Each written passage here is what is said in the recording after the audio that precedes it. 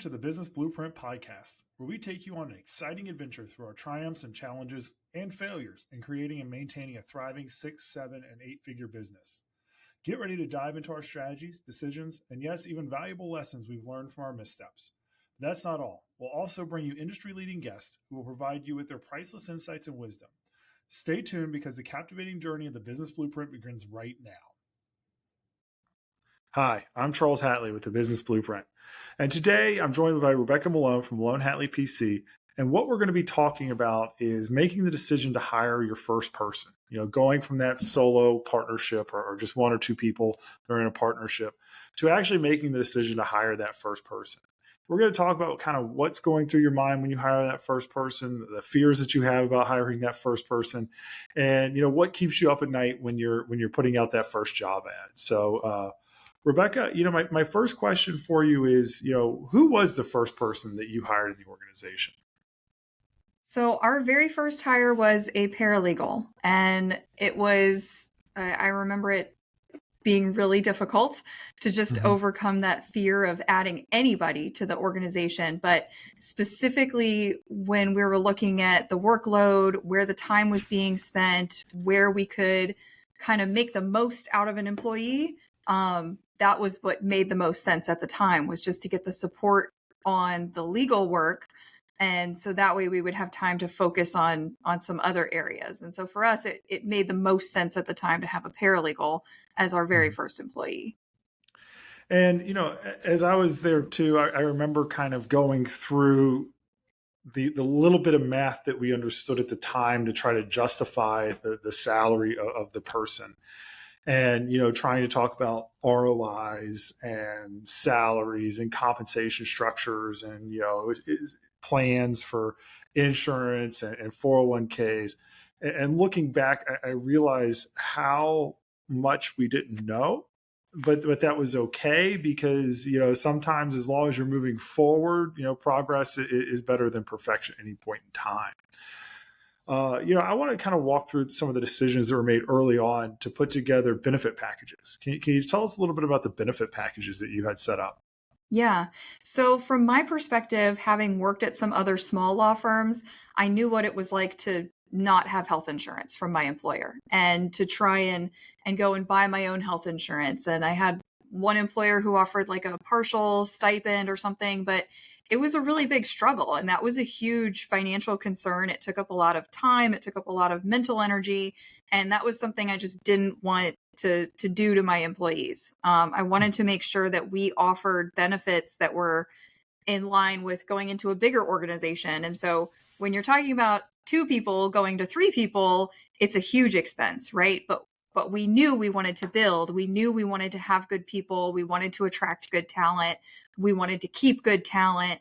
And I personally didn't want someone who was going to feel like, oh, I've got to go get a second job or something so I can afford my health insurance, or I'm uninsured, or, it doesn't even come close to covering anything. And so that really weighed heavily in selecting our initial benefits. And I thought it was really cool that we also added a 401k just kind of right out of the gate. Again, with our first employee, that was kind of a huge thing. But now it's such an amazing thing that we're able to offer everybody in our company. Now we're at 47 people or so. And we're able to offer, I think, a better benefit than what a lot of small and even medium-sized firms are offering. So we do like a 6% 401k match, which is just amazing to me. But that was something that, again, just right off the bat, I had been at smaller firms that offered, oh, we'll do, some percentage of like a Roth IRA. And it was so minimal. And then they made it really difficult to sign up for. And you really didn't get the benefit that you kind of initially signed up for. And so I didn't want to put my employees into that position and feel like, oh, I was maybe told something that now I'm not getting, or maybe it's a lot smaller than what it was presented to be. So those were our 2 kind of big concerns at the outset. Now looking back, it's like, of course we did that, obviously, but when you're hiring your very first person, that's a huge weight. It's a huge financial concern when you're talking about just one employee.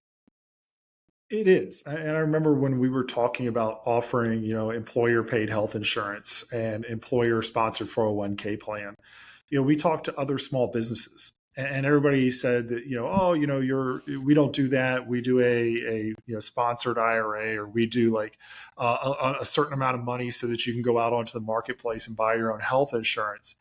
And, we talked about like, man, that doesn't seem like a good job, right? When you're trying to Yeah. entice people to come to work for your organization, it's hard to entice somebody by saying, hey, look, I've got this position where I am going to send you out to the marketplace to buy your own health insurance, and I'm going to do a match on an IRA.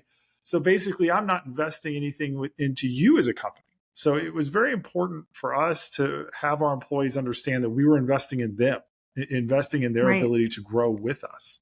And I also kind of remember thinking, well, I want to be bigger than these small companies. So, as we were talking to these small companies, I was like, well, yeah, this may work for 4 or 5 people, but I want to be bigger than that. Hmm. Kind of walk us through your thought process in talking with other business owners in that area. Yeah. I did get a lot of the, oh, we do some sort of a stipend, or we basically send our employees out to the healthcare marketplace, and then we do some sort of percentage or something like that. And that just seems like a lot more work for your employees to go through versus they're coming on board and you want them to spend the time and attention on their job, right? You Mhm. want them to make the business be successful. You want them to spend time with your clients. You want them to care and be really invested with this company. And when you're sending them out to kind of go do their own work on the benefits side, it just runs counter to all of that. And so that never really resonated with me just as an employee, and having been through that situation, that wasn't something I wanted to put my people through. Of course, at the same time, when you're a 2 or 3 person operation, you can't sign up for, you're not eligible for all the same packages and plans that a 50 person company or a 100 person company can do. We wanted to at least like knock out the big ones right out of the gate. And so as we're growing and expanding, that's going to give us more opportunity to provide additional benefits for our employees, and hopefully help us attract better talent, help us retain good talent that we have. But that's really the mentality. And we've talked to other law firm owners, we've talked to other types of business owners, and it feels chintzy, I guess, when you're the employer and you're saying, oh no, you go, kind of figure out your own stuff, and I'm not necessarily going to pay you more to account for, the legwork and the extra effort that you're putting in. It just doesn't feel like you're going to bring in the type of employees that you want with that type of mindset. And you're definitely not going to keep those people, right? There's really no incentive. They're not really locked in. They're not really vested with your organization, your company, because they're still acting like they're a one-man operation almost. It's like you're kind of bringing in a solo practitioner under your umbrella, but not really giving them the umbrella, right? It doesn't feel like you're offering very much then. Exactly. If you're not willing to invest in your employees in any organization, if you're not willing to invest in your employees, I think it would be kind of problematic to say, look, I'm not willing to invest anything extra in you, but I do want you to invest your time and your efforts with me. Um, yeah, I kind of want to, we kind of got off a tangent there about benefits, but I do think you brought up an important point about the amount of time it took. When you're going from, 1 to 2 people and trying to find a group health insurance plan, that is not something that's readily offered. A lot of people will tell you, a lot of insurance companies will tell you that's not even available. And when you're a 1 to 2 person operation trying to find a 401k plan, I was there. I sat in the meetings where people were like, oh, don't do that. You don't need a 401k plan. Your employees don't care about a 401k plan. Just do a Roth. I mean, even people that supposedly sold 401k plans were trying to dissuade us from doing 401k plans. And it really took a lot of extra effort from us putting in with that plan, saying, look, I have the plan to want to grow the business, so I might as well put these benefits in now. And I think that, putting the benefits in really goes to the next part of this. When we were thinking about hiring the first person that we hired, there was a mindset thing. We put out a job ad. We wrote it the best that we could, looking for a legal assistant. And, we had this mindset of, wow, I can't believe these people want to come work for us. Kind of explain to me that mindset versus the mindset you have now about the jobs that you offer. Yeah, that there definitely was a big shift when you've not totally confident in your ability to provide this job. You just are, it's still kind of a theory. Right, you've got an idea of what you're looking for, you've got these ideas about what you want to provide, but you haven't seen it executed, you haven't seen it implemented yet. And so there's that bit of uncertainty of, is it really going to play out kind of the way that we anticipate, the way that we hope that it does. And so there's a lot less confidence going into those interviews and being like, oh, well, I'm just like some person that kind of has an office and, this and that. And so that was definitely something to overcome. And I guess the more that we've talked about what the plan is, the more that we've talked about how we want to grow and where we want to grow and why we want to grow, the more that confidence kind of comes up. And so we may not be, and we're definitely not at the final stage yet, right? This is not the final evolution of the company. But when you're bringing in people for interviews and you're telling them a little bit more about, this is where our company is going, do you want to be part of this? It's really exciting, and it really brings in applicants that have this drive to be part of a growing organization. They want to see it grow. They want to be part of that success. They want to celebrate in your wins too and see that expansion. And so it does bring in, I think, a different type of candidate, Mhm. versus someone who's just trying to go to like a big law firm that's always been a big law firm, right? And it just kind of is a dinosaur, and it is what it is.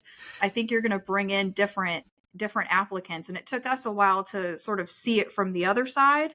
But after we had a good couple of people in, and they were showing us every day their excitement, and we said, oh, we're looking to now hire for this other position, and they're like, yes, this is so awesome, like we're going to have 5 people now, or we're going to have 10 people now.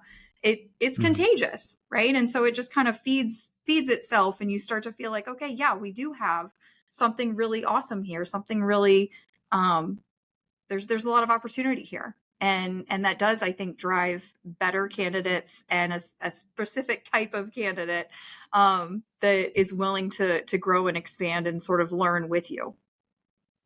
Exactly. I remember sitting in that first interview with the assistant that we were going to hire, and on paper she had everything that you would look for in a hire. In the interview, she had everything that you would want in a new hire.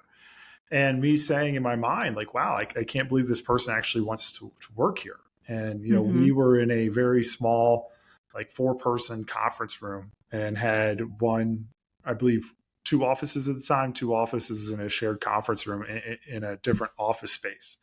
Um, and one of the things that we were told and advised to do was, when we hired this person, we needed to offload some of the work that we had to this person to focus our time on the highest and best use of our time. So while for an assistant there may not be a direct ROI, right? You may not be able to assign an amount that the assistant should produce and say, look, you're going to get a 4x ROI. You may say, look, the amount of time you're going to save me is going to allow me to undertake these higher value activities. So, from your perspective, what sort of higher value activities were you able to undertake once hiring that assistant? Right. So we were really growing in terms of the marketing and the intake side of things. And at the same time, now that we were bringing in so many clients, we had a lot of legal work to do. Mhm. And all of that legal work, when you're in court every day, you're writing pleadings every day, you're doing research every day, it then draws you out of the marketing and the sales, and looking at how and where we're going to grow next, and business planning, and all of that sort of stuff that you need to be looking for the future.